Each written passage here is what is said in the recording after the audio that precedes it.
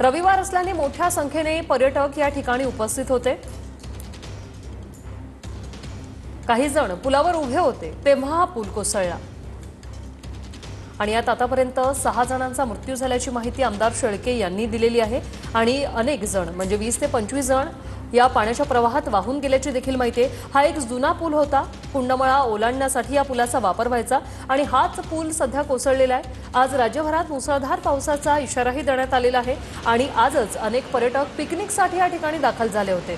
दर रविवारी किंवा सुट्ट्यांच्या दिवशी या पर्यटनस्थळी गर्दी होत असते, तशीच आजही होती। अनेक पर्यटक ज्यावेळी हा पूल कोसळला त्यावेळी पुलावर उभे देखील होते आणि त्याच वेळी हा पूल कोसळलेला आहे। प्रदीप कापसे आमचे प्रतिनिधी आपल्यासोबत जोडले गेलेले आहेत। प्रदीप, वृषाली, सध्या घटनास्थळावरती 8 अँब्युलन्स जे आहेत ते दाखल झालेले आहेत, कारण जे पाण्यामध्ये बुडालेले आहेत आणि एनडीआरएफच्या रेस्क्यू टीमकडून त्यांना बाहेर काढलं जातंय, त्यांच्यावरती तातडीने उपचार करण्यात यावे अथवा ज्या पर्यटकांना जखमी झालेले आहेत अशा पर्यटकांना तातडीने रुग्णालयामध्ये पोहोचवता यावं, यासाठी 8 अँब्युलन्स ज्या आहेत त्या घटनास्थळी दाखल झालेल्या आहेत।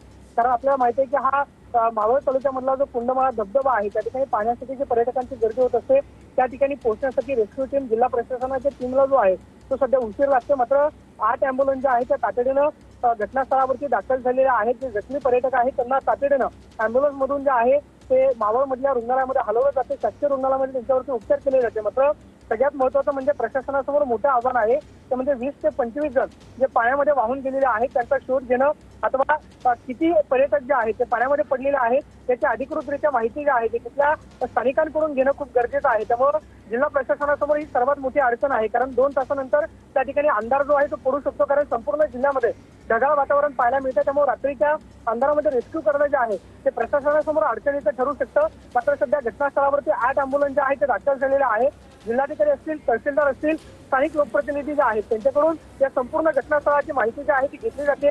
सगळ्यात महत्त्वाचं म्हणजे 6 जणांचा जो मृत्यू झाल्याची माहिती मिळते त्या संदर्भात अधिकृतरित्या माहिती जी आहे ती अजूनही जिल्हा प्रशासनाने दिलेली नाही। जिल्हाधिकाऱ्यांकडून थोड्या वेळात या संदर्भातली अधिकृत माहिती जी आहे ती दिली जाईल। मात्र आपण या परिसरामध्ये व्हिडिओमध्ये पाहतोय की मोठी दांडल जी आहे त्या परिसरामध्ये झाली आपल्याला पाहायला मिळाली, कारण अचानकपणे पुलाचा आपण पाहतोय की पूल जो आहे तो तुटला आणि त्यानंतर या सगळ्या परिसरामध्ये जे आहे भीतीचं वातावरण निर्माण झालेलं पाहायला मिळालं, कारण जो तो आहे जीव वाचवण्याचा प्रयत्न करत होता। अँब्युलन्स ज्या दाखल झालेल्या आहेत त्या अँब्युलन्स मधून आपण पाहतोय की रुग्णांना जे आहे ते हलवलं जाते।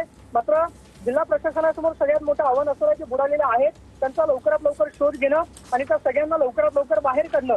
जर पाण्याचा प्रवाह मोठ्या प्रमाणावरती आहे, जर कदाचित पाण्याचा प्रवाह असाच राहिला तर ते वाहून काही अंतरावरती जाण्याची शक्यता आहे। त्यामुळे लवकरात लवकर रेस्क्यू जे आहे ते करणं खूप गरजेचं आहे आणि या संदर्भामध्ये स्थानिक प्रशासनाकडून एनडीआरएफची टीम असेल, जिल्हा प्रशासनाची टीम जी आहे ती सध्या मदत करण्यामध्ये लागलेली पाहायला मिळते। मात्र व्हिडिओमध्ये आपण पाहतोय की अतिशय भयानक दृश्य आपल्याला पाहायला मिळत आहेत।